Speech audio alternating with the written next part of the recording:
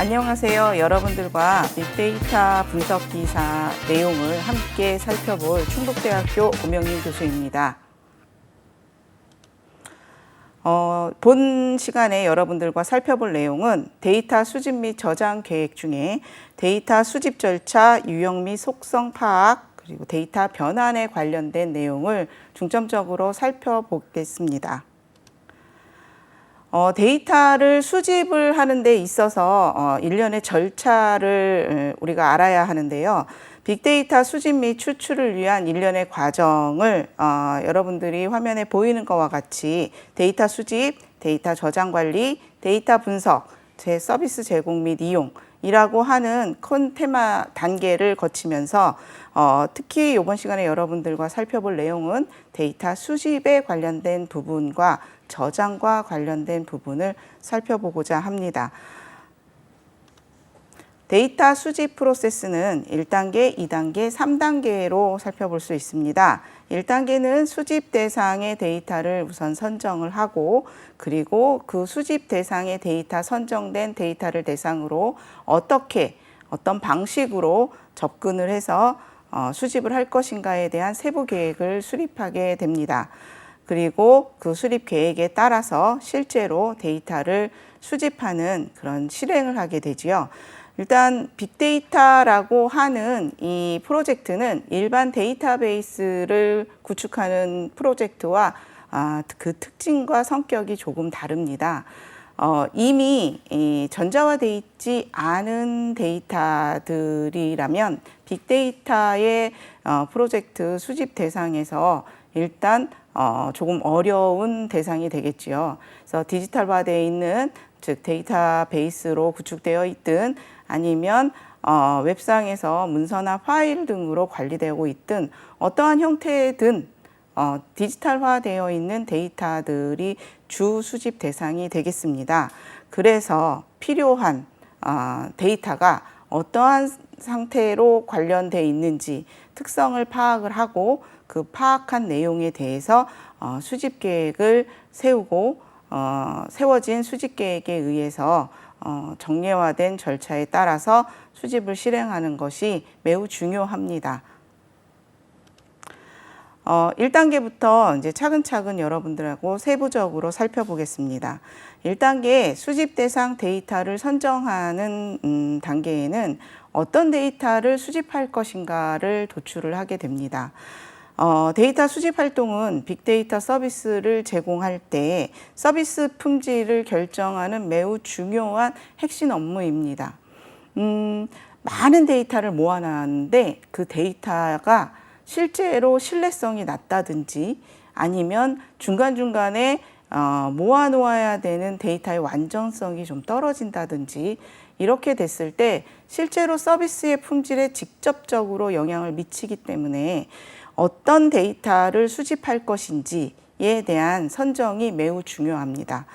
데이터의 도메인 분석 노하우가 있는 전문가들의 역할이 여기서 크게 이제 작용을 하게 되겠습니다. 그래서 목적에 맞는 데이터가 사실 한 곳에 있지 않고 여러 곳에 있을 수 있거든요. 그러면 그 여러 곳에 있는 데이터들의 존재를 확인을 하고 그 데이터 중에 어떤 데이터를 대상으로 수집을 할 것인가 이런 부분에 대해서 이제 결정을 해야 합니다. 그리고 나서 이제 선정의 기준을 제시한 바에 의해서 결정하고 나면 어떤 데이터를 선정을 할 것인가에 대한 목록이 작성이 되겠지요. 그래서 수집 대상 데이터를 선정하는 데 있어서는 어떤 데이터를 수집했으면 좋겠는가에 대한 도출 단계와 이 도출 단계의 특정 기준이나 이런 내용들을 전문가적 의견을 도합해서 최종 선정된 데이터 목록이 작성이 되겠습니다. 수집 대상, 선정 대상을 도출하는 데 있어서 우리가 고려해야 될 사항을 몇 가지로 이제 정리를 해 보았습니다. 그래서 말하자면 선정 기준에 활용할 수 있는 그런 특성이라고 보시면 되겠지요. 가능성, 보안, 정확성, 수집 난이도, 수집 비용 이런 특성들을 살펴보아야 합니다. 해당 데이터가 사용 가능하고 수집 가능한가? 우리가 어떤 빅데이터 서비스를 하고자 하는데 어떤 데이터가 특정 A라는 데이터가 필요하다라고 정의하였 거에서 우리가 사용할 수 있는 것이 아니고 그 데이터가 실제로 실효성이 있는가에 대해서 확인을 해 보아야 하겠습니다. 실제 그 데이터를 활용을 했을 때 기대 효과가 매우 높을 것으로 기대가 되는데 수집을 할 수 있는 가능성이 매우 희박하다. 이러면 실효성이 낮겠지요. 그래서 이런 가능성을 이제 검사를 해야 합니다. 물론 수집이 가능한 대상인데 또 안에서 조금 더 살펴보면 그 안에 있는 데이터의 품질이나 관리 정책 이런 부분이 우리와 맞지 않을 수도 있거든요. 그래서 가능성에 대해서 일단 살펴보고 그 다음에 수집 시 개인정보가 포함되어 있는지의 여부를 확인하고 이 부분의 유출상 또 법제도상 이제 한계가 없는지 확인을 해 보아야겠습니다. 최근에 데이터 3법이라고 해서 이후에 여러분들께 한 번 더 설명을 할 내용이긴 하나 데이터 개인정보 보호에 대한 내용들이 조금 정비가 되어가고 있습니다.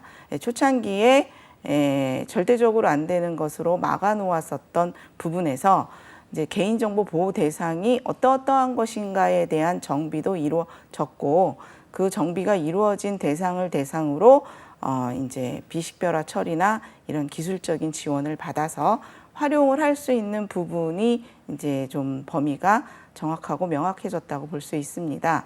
그런 부분에 저촉이 되는지 이런 부분에 대해서 확인을 해 보아야겠지요. 그리고 활용 목적에 따라서 세부 항목들이 적절하게 잘 포함이 되어 있는가에 대한 정확성이 이제 여러분들이 살펴보아야 될 부분 중에 하나입니다. 그리고 수집의 난이도, 그래서 데이터 구축과 정제된 데이터를 적정한 비용으로 확보할 수 있는가. 서비스 기대 효과 대비 들어가는 비용을 수익 구조상 따져보지 않을 수가 없는데요. 아무리 공공 목적으로 구축이 되는 빅데이터 시스템이라고 서비스라고 하더라도 그게 군사적인 목적이나 뭐 크리티컬한 목적이 아닌 경우에는 사실 비용 대비 효과를 따져보지 않을 수가 없습니다. 그때 수집의 난이도가 높아서 비용을 많이 발생하게 된다면 혹시 다른 대체 데이터가 있는지 이런 것들을 확인을 해 보아야겠습니다. 그다음에 수집 비용이 같이 수집 난이도와 같이 여러분들에게 지금 설명을 하였습니다. 그 다음에 두 번째 단계, 이렇게 해서 수집 데이터를 선정을 했습니다. 그러면 이제 수집을 위한 세부 계획을 세워야겠습니다. 그래서 수집 세부 데이터 계획 수립은 데이터 소유 기관 파악 및 협의, 그 다음에 데이터 유형 분류 및 확인, 수집 기술을 선정하고 수집 주기를 결정을 합니다. 그리고 이 모든 내용을 종합하여서 수집 계획서를 작성하게 됩니다. 이러한 5가지의 작업을 거쳐서 수집 세부 계획을 수립하게 됩니다. 첫 번째 데이터 소유 기관 파악 및 협의는 데이터의 소유자의 데이터 개발 현황 및 조건, 적용 기술이나 보안 사항 이런 것들을 확인을 하고 협의를 진행하는 그 단계가 필요하게 되겠습니다. 데이터 소유 기관 파악 및 협의라고 하는 이 부분에는 이 데이터가 어디에 위치해 있는가에 대해서 그 활동이 조금 달라지겠습니다. 내부의 데이터인 경우에는 내부 시스템 간의 연계 가능성 여부를 파악을 하면 되고 외부 데이터인 경우에는 실제 이 데이터를 소유하고 있는 기관과의 협의가 굉장히 중요하게 됩니다. 그래서 개방 데이터 종류나 데이터 양, 수집 시스템의 연계 방식, 절차 등 굉장히 여러 가지 측면에서 우리가 가져다 쓸 수 있는지 이런 부분에 대해서 기술 정책을 파악을 해야겠습니다. 그다음에 데이터 유형 분류 및 확인 단계를 거쳐야 하겠습니다. 수집 대상의 데이터 유형을 분류하고 데이터의 형식을 확인을 해야 합니다. 데이터 유형과 종류는 이 어떻게 데이터를 수집할 것인지, 어떤 기술을 활용을 해야 할 것인지를 결정해야 하는 부분과 매우 밀접하게 관련되어 있습니다. 내부에서 수집해야 할 경우에는 사실 내부 조직에서 협의만 이루어진다면 데이터베이스 매니지먼트 시스템에서 직접적으로 연계해서 수집할 수 있는 가능성이 매우 높아지는 반면에 외부에서 수집해야 할 경우에는 스크립트 형태로 제공하는 반정형 데이터들이 꽤 많은 편이라 이런 부분에 대해서 어떻게 접근하고 수집 기술을 활용해야 하고 어떤 방법을 적용해야 되는지 이런 부분에 대해서 결정을 해야 되는 부분이 따라옵니다. 그래서 데이터 유형 분류 및 확인은 향후의 물리적인 저장 형태 등과도 연결관계가 깊기 때문에 반드시 확인을 해야 되는 부분입니다. 이렇게 데이터 유형까지 확인을 했다면 수집 기술을 선정을 합니다. 데이터 유형 및 포맷에 맞는 수집 기술을 선정을 해야 되기 때문이지요. 수집 기술은 데이터 소스로부터 다양한 유형의 데이터를 수집하기 위해서 확장성이나 안정성, 실시간성, 그다음에 유연성 등을 확보하는 데 필요합니다.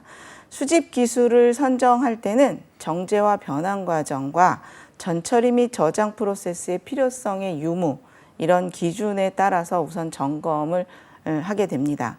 수집 방법의 종류로는 일반적인 수집 데이터의 형태와 종류에 따라서 크롤링이나 ETL, 로그 수집, 그다음에 파일 기반으로 수집하는 FTP, HTTP, 그다음에 RDB 이런 여러 가지의 수집 방법으로 분류되고 있습니다. 이런 수집 방법이 특별한 수집 기술과 1대1로 연결되는 것은 아니고요. 수집 방법 종류에 따라서 여러 가지 수집 기술을 활용을 할 수가 있습니다.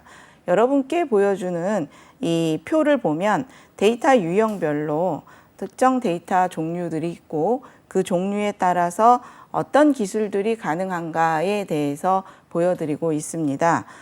정형 데이터라고 하는 것은 특정한 형태가 있다는 것이죠. 즉 숫자 10자리 혹은 문자 10자리 이런 식으로 해서 정해진 규칙이 있는 데이터인 경우에는 대부분의 데이터가 릴레이션 DB라고 해서 우리 지금 시장의 시장 점유율이 꽤 높은 RDB 형태로 구축이 되어 있습니다. 그래서 그 외나 아니면 스프레드시트 같이 이런 데이터 형식을 취하고 있는데 이런 데이터들은 ETL이나 FTP, 오픈 API 등의 서비스 기술들로 서비스와 연결되는 수집 기술들로 이제 수집을 할 수 있겠습니다.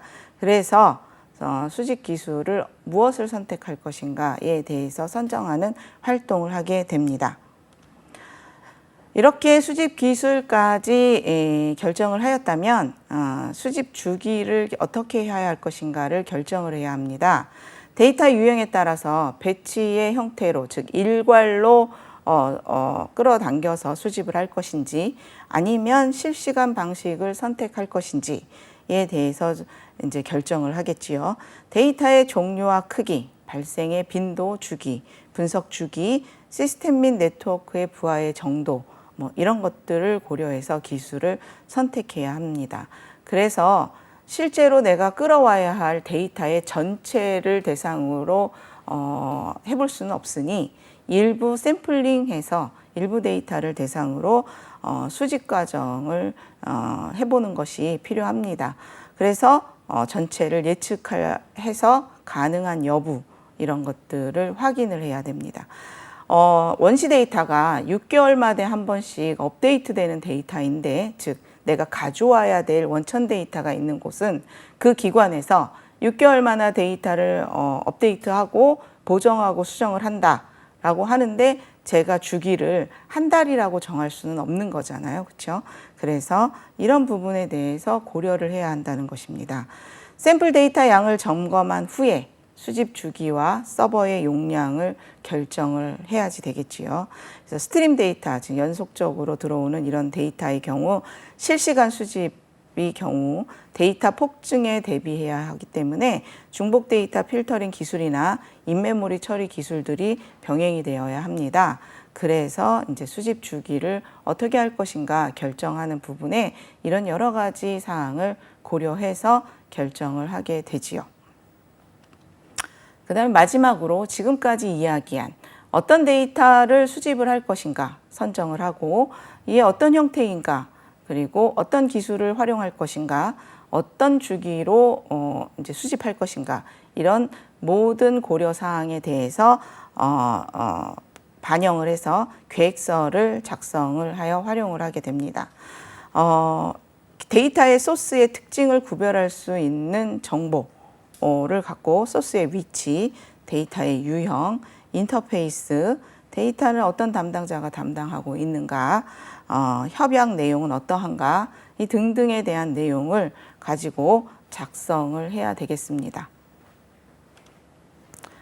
그리고 수집 주기와 관련된 정보라 함은 수집 주기의 설정, 그리고 데이터 양, 트래픽의 양 이런 부분에 대해서 작성을 해야겠지요. 그래서 수집 실패 시 재수집을 해야 되는 경우가 있는데 이런 부분까지 빠짐없이 주기에 관련돼서 계획을 작성하셔야 합니다. 데이터 양, 1회 수집에 발생하는 데이터 양을 기술하고 여기에 수집 주기에 대한 기준에 곱해서 서비스 시작일과 서비스 예상 종료일까지의 예상 데이터 양을 기술을 합니다. 이렇게 기술을 해야지 향후에 저장소의 용량을 예측할 수 있기 때문입니다.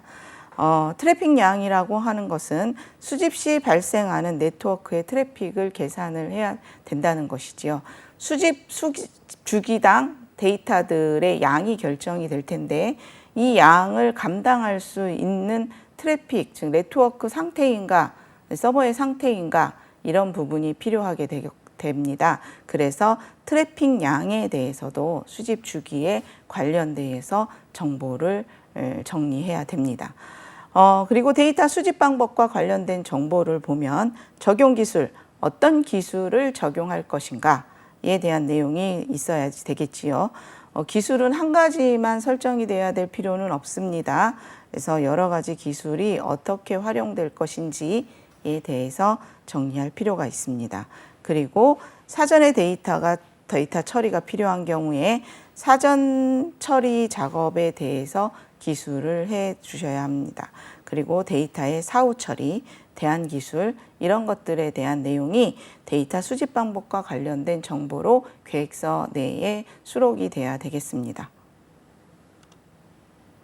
자, 그렇게 해서 계획서가 마련이 됐으면 그 계획서에 따라서 데이터 수집을 실행을 하죠.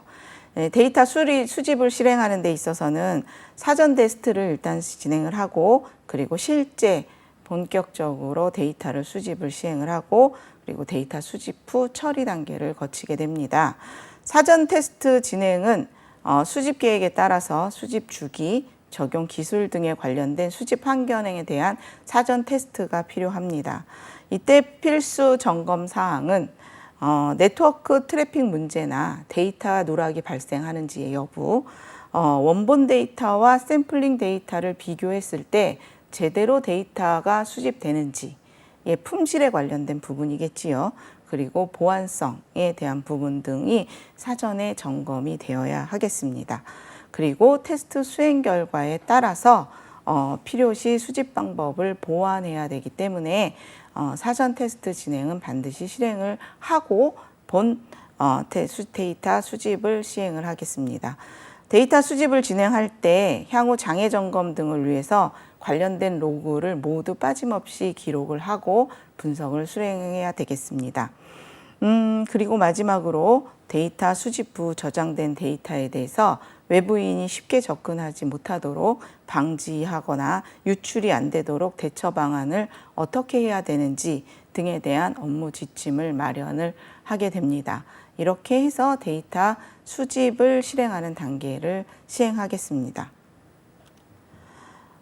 이렇게 계획을 수립을 하고 수집 기술이나 방법을 설정을 하고 데이터 사후 관리까지 하는 것이 데이터 수집과 관련된 부분이라면 그럼 구체적으로 데이터 수집 기술들이 무엇이 있는지 한번 살펴볼 필요가 있겠지요. 저는 모든 데이터 수집 기술을 지금 여러분들에게 짧은 시간 안에 모든 기술을 설명을 드릴 수는 없고요. 대표적인 몇 가지를 여러분들에게 설명을 드리겠습니다.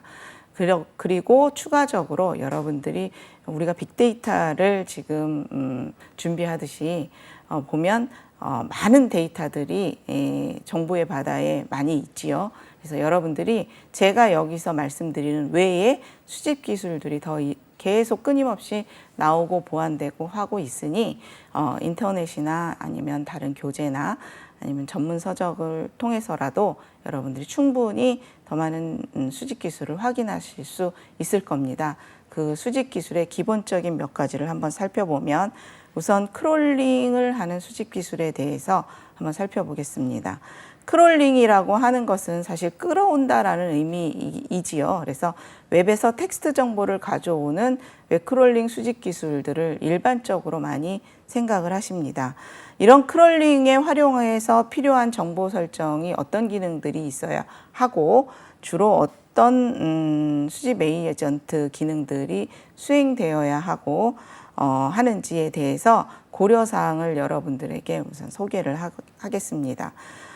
크롤링 수집 기술은 일단 수집할 사이트의 URL 목록을 관리하는 기능이 제공되어야 합니다. 그래서 수집 주기를 설정하는 기능이 있어야 하며 그 다음에 이 설정한 값을 에이전트에 전달하는 기능이 기본적으로 있어야 되겠지요. 그래서 각종 설정이 자동으로 반영되거나 아니면 설정이 자유로이 입력될 수 있는 관리자 기능들이 제공되어야 되겠습니다.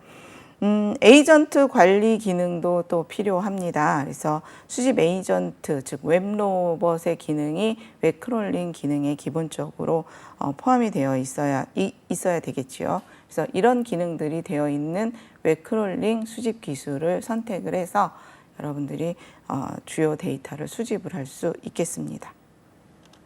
두 번째, 오픈 API 수집 기술이라는 게 있습니다. 웹을 운영하는 운영 주체가 정보를 제공하는 오픈 API 수집 기술입니다. 오픈 API라는 용어는 여러분들이 빅데이터라고 하는 부분을 학습하면서 많이 들어본 기술일 겁니다. 우리나라도 공공 데이터를 오픈 API로 해서 많은 민간 기업들이나 국민들이 2차적으로 활용해서 부가가치를 창출할 수 있도록 유도하는 사이트들이 굉장히 많지요. 그래서 공공 데이터 포탈 해서 data.go.kr 이런 부분에는 이런 오픈 API로 행정기관에서 공공기관에서 수집한 데이터들을 일정한 형식으로 가져다 쓸 수 있도록 제공하고 있습니다. 자, 이런 부분을 활용을 할 수 있는 기술들이지요. 그래서 이런 오픈 API 수집 기술은 수집할 대상 서버를 설정하는 기능이나 그다음에 수집 주기, 반복 횟수 이런 것들을 설정하는 기능들이 필요합니다. 수집 에이전트의 기본 기능들, 앞서도 얘기했듯이 웹 크롤링 할 때도 에이전트, 웹로봇이 활용이 되지요. 오픈 API 수집 기술에도 수집 에이전트의 기본 기능들이 제공이 되어야 하겠습니다. RDB 테이블과 매핑하는 기능들이 특별히 필요하지요. XML이나 JSON 데이터의 요소와 테이블 컬럼 정보와 매핑하는 기능이 필요하겠습니다. 여기서 우리가 이제 XML이나 JSON 데이터 이런 부분은 빅데이터를 학습하시는 분들이 많이 그 대상으로 들어보는 용어이니 한번 찾아보셔서 어떤 내용인지 학습하시는 게 필요하실 겁니다. JSON 같은 경우는 json.org 이런 부분에서 어떤 형태를 갖고 어떤 기술들이 적용되는지 이런 것들이 제공되고 있으니 여러분들이 추가적으로 확보해서 습득을 하셨으면 좋겠습니다. FTP 수집 기술이라고 하는 것은 앞에 F는 파일이라는 약어입니다. 그래서 대용량 파일을 수집하기 위한 정보 설정 기능이나 클라이언트와 서버 간의 연결 기능이나 파일 전송에 관련된 기능, FTP 보안 등에 관련된 기능들이 이제 제공되는 기술들이 FTP 수집 기술입니다. FTP 수집 기술들은 다음과 같이 여러분들이 표에 보여지는 기술들이 기본적으로 제공되어야 하겠지요. 그래서 뭐 여기도 수집 대상이 될 파일의 정보, 그다음에 수집 주기 이런 것들이 필요합니다. 그리고 파일을 기반으로 해서 트랜스퍼하는 프로토콜에 대한 내용이기 때문에 통신 포트 번호를 설정하는 기능이나 이런 것들이 필요합니다.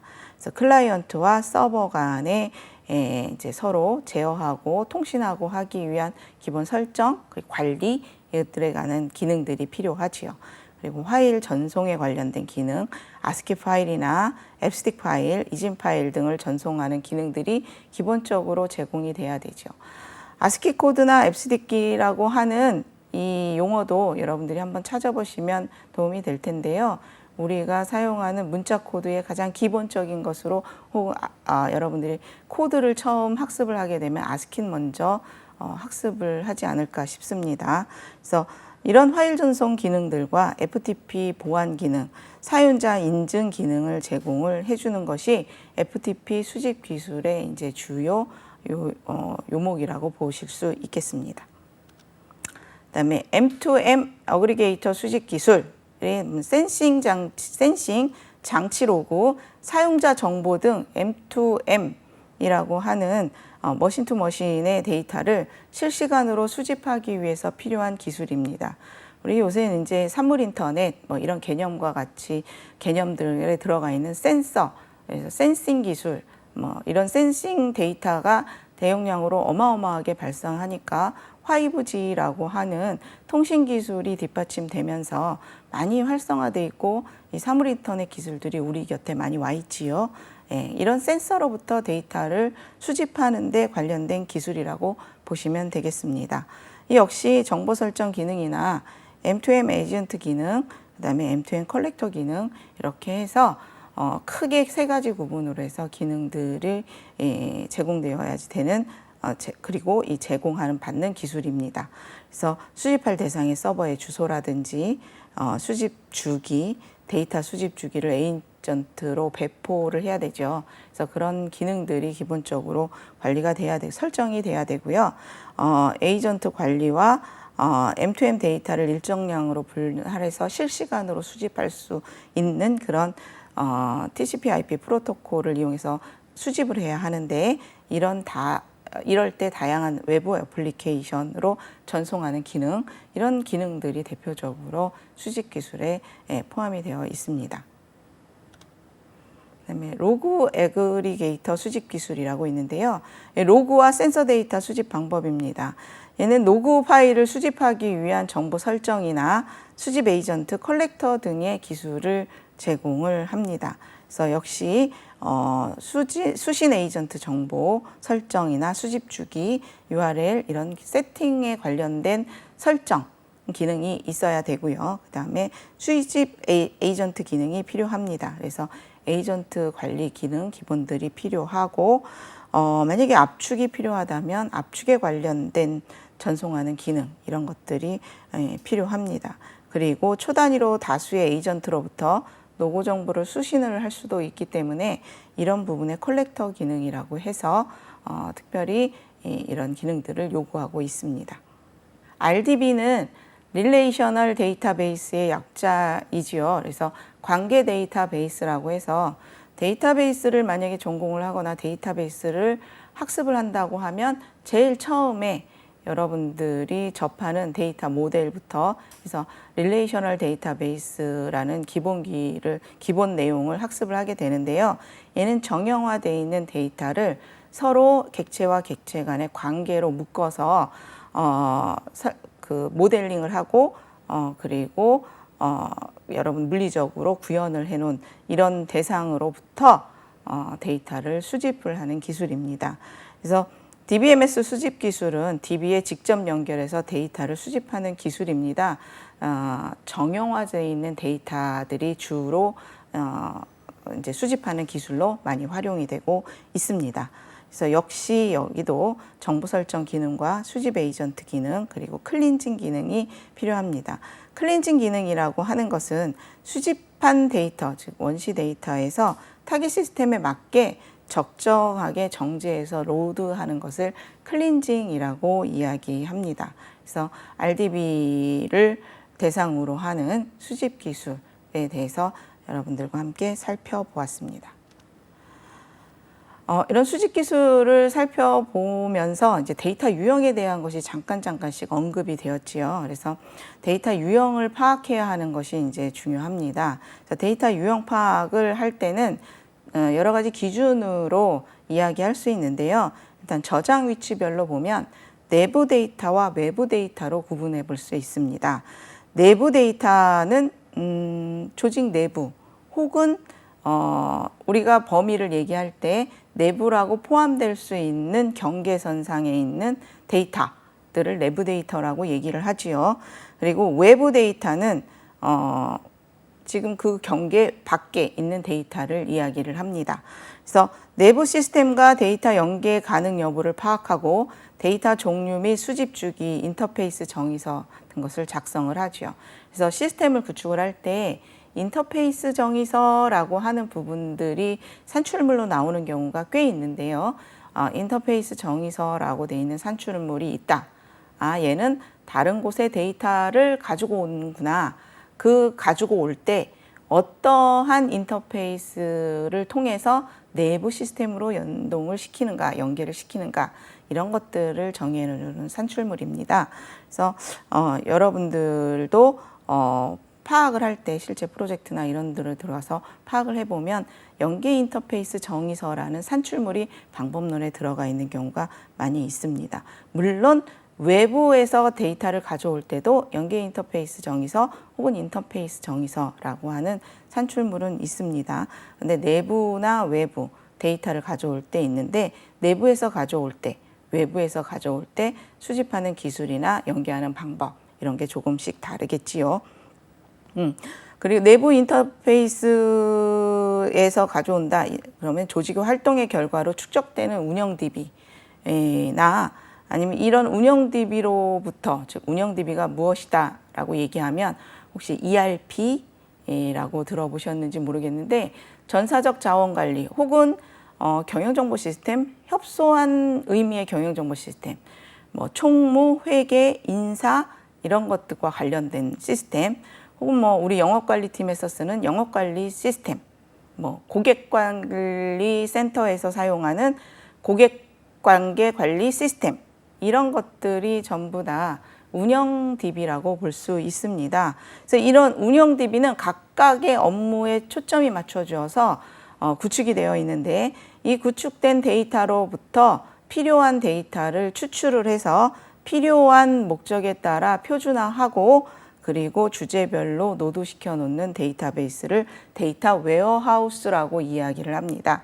이런 데이터 웨어하우스나 그다음에 공급관계 관리라 해서 외부 업체, 우리와 관계가 있는 컨소를 맺어 있거나 아니면 하청 계약을 했거나 아니면 파트너십 관계를 맺어 놓은 이런 조직과 기업, 기관들과 관계 관리를 지원을 하는 SCM, 그다음에 고객과 관계 관리라는 CRM 이런 것들과 인트라넷, 엑스트라넷, 포털 등 모든 조직, 그러니까 내부 조직과 관련된 활동에서 산출되는 데이터를 내부 데이터라고 이야기합니다.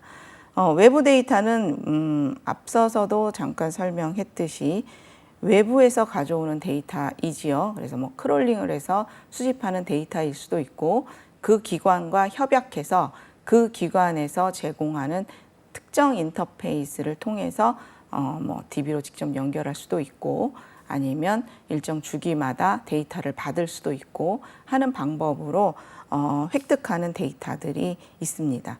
그래서 저장 위치별로는 내부 데이터 그리고 외부 데이터 이렇게 구분해서 볼 수 있습니다.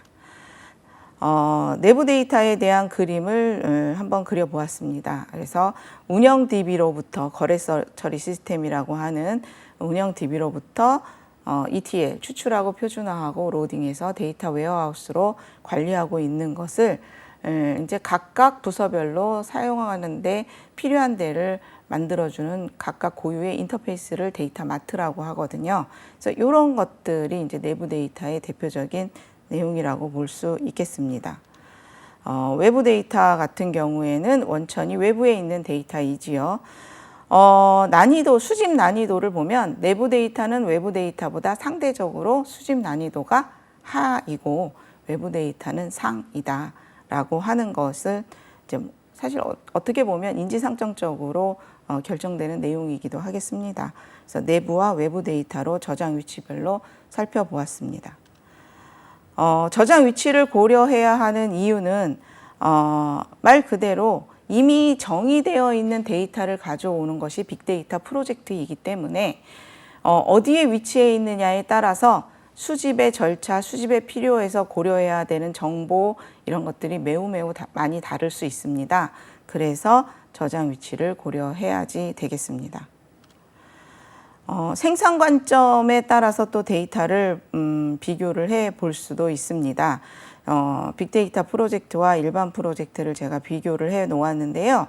생산 주체가 어디냐, 구현 형태는 어떻게 되어 있느냐, 분석 과정, 설계 과정 이런 부분에 따라서 어떤 차이가 있기 때문에 이러이러한 차이가 있기 때문에 우리가 고려를 해 보아야 되겠지요. 정형 데이터는 주로 RDB에 고정된 필드에 저장이 되는 경우가 일반적이죠. 그래서 RDB나 스프레드시트 형태로 많이 존재를 하고 반정형 데이터 같은 경우에는 데이터 속성인 메타데이터를 갖고 있고요. 일반적으로 스토리지에 저장되는 데이터 파일입니다. 그래서 뭐 HTML, XML, JSON, 웹문서, 웹로고, 센터 데이터 이런 것들이 반정형 데이터에 해당이 됩니다. 그리고 비정형 데이터는 언어 분석이 가능한 텍스트 데이터, 이런 것들이 이미지, 동영상 이런 거와 같은 데이터들을 비정형 데이터라고 우리가 이야기를 하지요. 정형 데이터를 보면 이렇게 문자 5자리 이런 식으로 형태를 지정해 놓은 데이터를 정형 데이터라고 이야기합니다. 반정형 데이터는 불규칙 정도에 따라서 구분되는 데이터입니다. 관계 데이터베이스나 모든 다른 형태의 데이터 테이블로 조직된 데이터 모델의 정형적 구조, 그러니까 정형 데이터를 저장하는 것과 같이 문자 몇 자리 이런 식으로 해서 RDB나 이런 형태로 정형적인 구조를 갖고 있지는 않지만 어휘적 표현으로 분리를 시킬 수 있고 데이터 내에 레코드와 필드의 계층 구조를 갖는 이런 태그나 다른 마커를 포함하고 있는 데이터를 우리가 반정형 데이터라고 이야기를 합니다.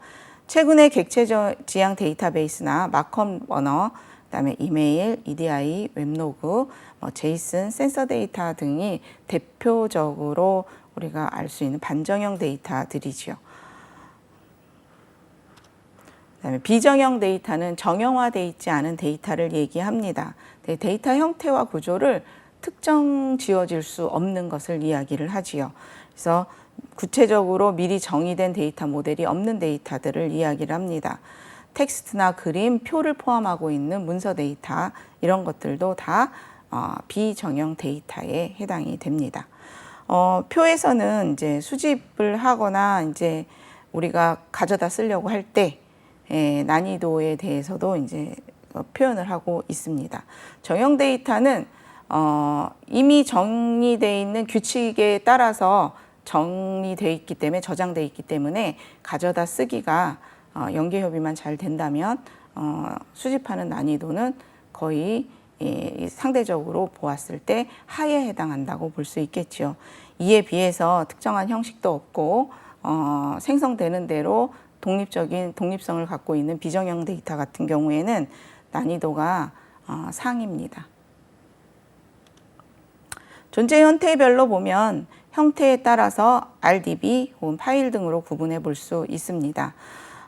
반정형 데이터 같은 경우는 XML이나 XML이 대표적인 형태라고 볼 수 있습니다.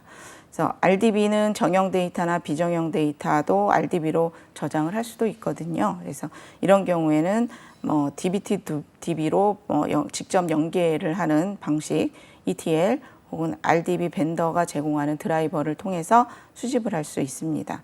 파일 같은 경우는 반정형 데이터로 이제 얘기를 해볼 수 있는데요. 크롤링이나 아니면 오픈 API, FTP, HTTP 뭐 이런 것들로 확인해 볼 수 있습니다. 이제 유형을 살펴보았죠. 그러면 속성도 이제 파악해야 할 필요가 있는데요. 데이터 속성을 파악하고자 한다라고 하면 그게 전통적인 데이터의 관점과 빅데이터 관점 이렇게 두 가지로 이제 한번 분류해 볼 수 있습니다. 전통적으로 데이터는 데이터 유형이 이미 정해져 있는 상황으로 대상이 객체가 되도록 파악을 합니다. 그래서 어떻게 실생활에 있는 걸 가상세계로 올릴 것인가, 즉 추상화를 어떻게 시킬 것인가에 대해서 그 표현하는 게 굉장히 중요한 이슈가 되죠. 말하자면 원시 데이터가 이미 디지털화돼 있지 않은 상태에서 디지털화 시키는 과정을 초점이 많이 맞춰져 있다라고 보시면 되겠습니다. 그래서 정형 데이터를 생산하고 저장, 분석, 처리할 수 있는 전통적인 데이터베이스 플랫폼을 통해서 관리하는 것이 전통적 데이터 관리 시각입니다. 현실 세계에 있는 코끼리를 개념화시켜서 실제 물리적으로 데이터를 저장할 수 있게 만드는 과정, 여기에 초점이 많이 맞춰져 있다라고 이해하시면 되겠습니다. 빅데이터와 전통 데이터의 차이를 한번 살펴보면 데이터와의 원초는 전통적인 데이터는 전통적인 정보 서비스고 빅데이터는 일상화되어 있는 것까지 다 포함을 하는 정보 서비스가 그 범위가 되겠다고 보겠습니다. 더 범위가 어디가 더 클까요? 예, 빅데이터 쪽이 대상 범위가 훨씬 더 넓고 방대하겠지요. 그래서 앞에 빅이 붙은 이유 중에 하나이지요. 목적은 전통적 데이터는 업무와 효율성에 초점이 맞춰져 있다면 빅데이터 같은 경우에는 사회적 소통이나 자기 표현, 사회적 기반 서비스 등으로 이제 목적이 확대되고 있습니다. 일반화돼 있고 확대돼 있고 생성 주체도 이제 정부나 기업, 조직에서 이제 개인 및 특정 시스템 서비스로 이제 주체가 조금 다르지요.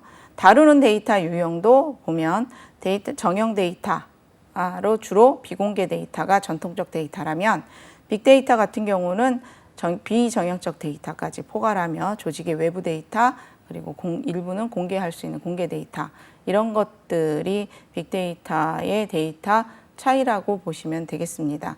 여기서 오해하지 말으셔야 할 것이 무엇이냐면 빅데이터는 정형 데이터를 다루지 않는다 라고 생각하시면 안 되지요.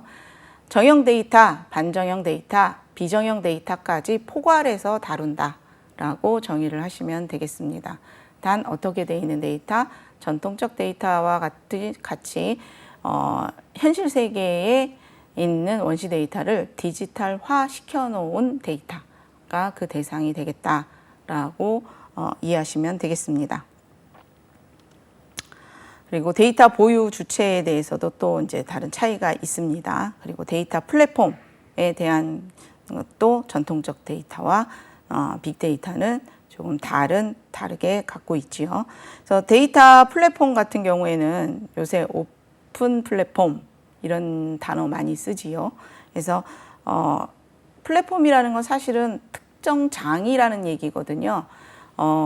어떤 특정한 대상을 대상으로 하거나 아니면 누구나라고 해서 대상을 주고 그 사람들이 와서 데이터를 서로 등록하고 공유하고 활용하고 할 수 있도록 기반을 만들어 놓은 것이 플랫폼입니다. 그래서 이런 데이터 플랫폼이 전통적인 데이터의 경우에는 그 정형적 데이터를 생산하고 처리하고 활용하는 거에 관련되어 있는 플랫폼의 특성이라면 빅데이터 같은 경우에는 비정형 대량의 데이터까지 생산, 저장, 분석할 수 있도록 처리할 수 있도록 그런 기능적인 부분이 제공되고 있는 그런 플랫폼이 되어야 하겠지요. 그래서 전통적인 데이터와 빅데이터라고 하는 부분에 대해서 여러분들이 속성에 대한 차이를 살펴보았습니다. 사실은 빅데이터는 어떤 속성을 갖니 혹은 어떤 특성이 있나 이런 얘기를 하기 시작한 게 3V라고 해서 가트너의 더그 레이니가 빅데이터의 속성을 3V라고 설명을 하면서 널리 회자되기 시작했습니다. 그래서 3V는 무엇이냐? 규모, 다양성, 그 다음에 속도라고 하는 이 세 가지의 속성을 가진 것이 빅데이터다라고 정의를 했죠. 이에 IBM에서 하나를 더 붙였지요. 신뢰성이라는 거를 하나 더 붙이면서 이제 4V를 만들었죠. 5V는 이제 IBM의 4V까지 지나가면서 여러 학자들이나 이런 사람들이 그거 플러스 가치까지 해서 이제 이야기를 하는 거에 공통적으로 많이들 합의를 하고 있습니다. 그래서 우리가 얘기할 때 3V 하면 규모, 다양성, 속도라는 특성을 얘기하고 그리고 4V까지 얘기한다기보다는 5V까지 확장시켜서 신뢰성과 가치를 이제 포함시켜서 우리가 5V라고 이야기를 하죠. 그러면 규모라고 하는 것은 이제 2012년 기준에 얘기를 할 때 2.5 엑사바이트 10의 18승 정도의 규모 데이터가 매일 새로 생성이 되고 있다. 그래서 사람들이 걸어 다니는 데이터 생성자가 되는 거죠. 그래서 특정 누군가 전문가만이 아니라 일반인들도 데이터를 생성을 해내고 있고 그게 굉장히 폭발적으로 큰 수치로 나타났는데 사실 데이터가 많다고 해서 이 데이터가 어떤 의미를 가진다는 것이 아니라고 이제 이전에 알고 있었는데 이렇게 일반인들도 전문적인 식견을 갖고 있지 않은 사람들이 올려놓는 이런 데이터들로부터도 어떤 유의미한 가치가 나오더라. 그런 것이 이제 이야기가 되기 시작을 했지요. 그래서 빅데이터 규모에 대한 부분이 이제 빅데이터 속성 중에 가장 먼저 이야기되고 있는 것 중에 하나입니다. 그다음에 속도, 정보 생성 속도가 빠르고 실시간 정보를 분석할 수 있는 속성에 대한 이야기가 되고 있고요. 그다음에 신뢰성이라고 해서 데이터에 부여한 신뢰의 수준이 필요합니다. 그래서 높은 데이터 품질을 유지하는 것이 빅데이터에서는 매우 중요한 요구사항이자 사실 이걸 지키기 위해서 많은 노력을 해야겠지요. 그래서 최상의 데이터 정제 기법을 이제 사용을 해서 불확실성을 줄여가면서 고질의 데이터를 관리할 수 있도록 노력해야 한다라는 부분이 이제 신뢰성과 관련된 특징 부분입니다. 그다음에 가치는 빅데이터를 저장하려고 IT 인프라 구조 시스템을 구현하는 데 들어가는 비용이나 이런 비용과 관련된 부분이 가치에 대한 내용입니다. 그리고 처리의 특징을 한번 살펴보겠습니다. 빅데이터 특징은 빅데이터 구축 시 데이터 수집과 변환, 저장 관리 등 일련의 절차에 이전의 데이터와는 많은 차이를 가져오기 때문에 데이터 유형과 속성에 대한 이해가 반드시 필요합니다. 그래서 의사결정의 속도나 처리의 복잡도, 데이터의 규모, 그다음에 데이터 구조, 분석의 유용성, 처리량 이런 것들의 특징을 포괄할 수 있어야지 된다라는 것이 이제 빅데이터 처리의 특징이라고 볼 수 있겠습니다. 데이터 변환 및 통합 과정이 이제 필요하지요. 그래서 데이터 수집을 했어. 수집을 하고 데이터를 저장하고 분석하기에 적당한 형태로 데이터를 변환해서 통합시키고 하는 과정이 빅데이터 저장에서 시행이 되어야 합니다. 이런 과정에서 몇 단계가 이제 필요한데요. 우선은 데이터 필터링, 즉 데이터의 중복성, 오류 제거를 위해서 데이터를 필터링하기 위한 기준을 설정을 하고 실제 사전 테스트를 통해서 활용을 해본 다음에 유용성이, 실효성이 인정이 되면 진짜 수집되는 전체 데이터를 통해서 이제 적용을 하게 되겠지요. 그 다음에 데이터를 변환을 합니다. 다양한 형식으로 수집된 데이터를 분석에 용이하도록 일관성 있는 형식으로 변환을 하는 것이 필요합니다. 그래서 데이터 변환은 빅데이터에서 빅데이터 정제에 포함이 됩니다. 지금 박스에 여러분들에게 이제 소개한 내용 평화라, 집계, 일반화, 정규화, 속성, 색성 이런 용어들이 이제 여러분들과 이 관련된 용어들입니다. 그래서 뭐 잡음을 제거해서 데이터의 추서에서 벗어나는 값들을 속아서 버려낸다든지 이런 것들이 이제 평화라라면, 집계한다는 것은 다차원 방법을 이용을 해서 요약을 한다. 뭐 이런 것들의 방법들이 데이터의 변환을 하는 과정에서 활용이 됩니다. 그리고 여러 가지 데이터들을 효과적으로 분석하기 위해서 레거시 데이터, 기존에 있는 데이터들을 통합하고 비정형 데이터를 수집하는 과정에서 구조적으로 전환해서 저장하고, 수집한 비정형 데이터와 레거시 데이터 간의 통합을 하는 것을 데이터의 통합이라고 얘기합니다. 결국 기존 데이터와 지금 갖고 있는 데이터, 수집한 데이터들을 전체적으로 아울러서 하나의 기준으로 정제시키고 저장하기 위해 과정에 필요한 내용이라고 보시면 되겠습니다. 빅데이터 수집을 위해서 변환 및 통합을 하는데요. 그때 사용되는 주요 개념이 ETL이라는 개념으로 추출하고 표준화하고 로딩, 적재하는 것, 비정형을 정형화시켜서 저장을 하는 것, 레거시 데이터와 비정형 데이터 간의 통합, 이런 것들이 이제 주로 이루어지는 활동입니다. 그리고 데이터를 축소시키는 과정을 필요로 하죠. 고유한 특성이 손상되지 않도록 분석의 효율성이 증대되도록 이렇게 데이터를 축소를 할 수도 있습니다. 그래서 차원 축소라고 해서 분석이 필요 없는 데이터를 제거하거나 데이터를 압축하거나 뭐 DWT, PCA 뭐 이런 방법 등을 활용을 해서 데이터를 축소시키는 과정을 거쳐서 효율성을 확보합니다. 데이터 축소까지 살펴보았고요. 다음에 연결해서 ETL과 데이터 비식별화에 관련된 내용과 데이터의 저장과 관련된 내용, 품질 관리에 대한 내용을 다음 차시에 같이 여러분들과 살펴보겠습니다. 감사합니다.